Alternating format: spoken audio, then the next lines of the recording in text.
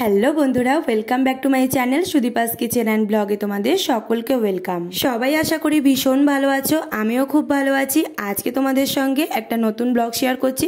তবে যেদিন আমি ব্লগটা শেয়ার করছি সেই দিন কিন্তু শরীরটা একদমই ভালো লাগছিল না। তাই সকালবেলা আমি নিজের জন্য আর কিছু রান্না করিনি, একটু জলমুড়ি খেয়ে নিলাম।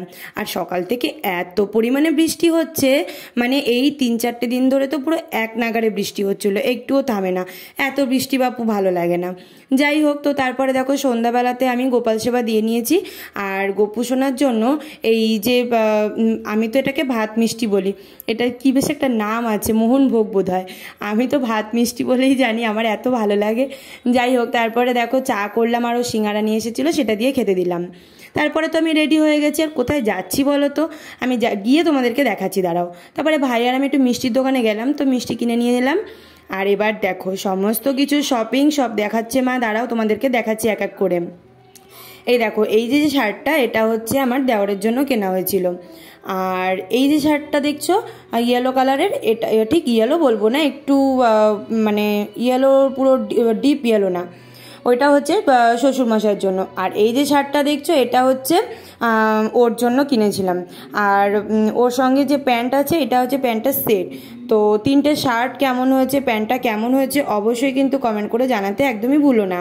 আর এইদিকে যে শাড়িটা দেখছো, এটা হচ্ছে ওই যেরকম ঢাকাই জামদানির যে ডুপ্লিকেট যেটা হয় আর কি, জামদানি টাইপস দেখতে, তাঁত জামদানি বলে।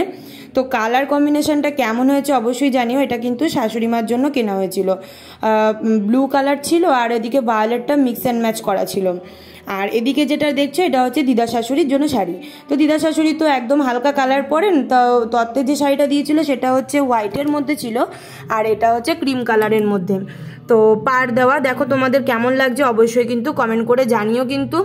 আর মা তারপরে দেখো মিষ্টি টিষ্টি নিয়ে সব গিফটগুলো নিয়ে বেরিয়ে পড়ছে। ভাইও রেডি হয়ে গেছে, মা ভাই আর আমি 3জনেই যাবো আর কি। তারপরে মা গিয়ে দেখো দিদাকে শাড়িটা দিয়ে আর কি নমস্কার করে দিল।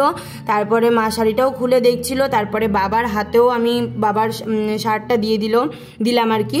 আসলে বিয়ের প্রথম বছরে আর কি আমাদের বাড়ি থেকে নিয়ম আছে সকলের জন্য আর কি জামা কাপড় দিতে হয়। তো যাই হোক, তো তারপরে দেওয়া হয়ে গেছে। আর এখানে বসে গল্প গুজব হচ্ছিল। আর বাবা এদিকে দেখো কত চপ সিঙ্গারা নিয়ে এসেছে।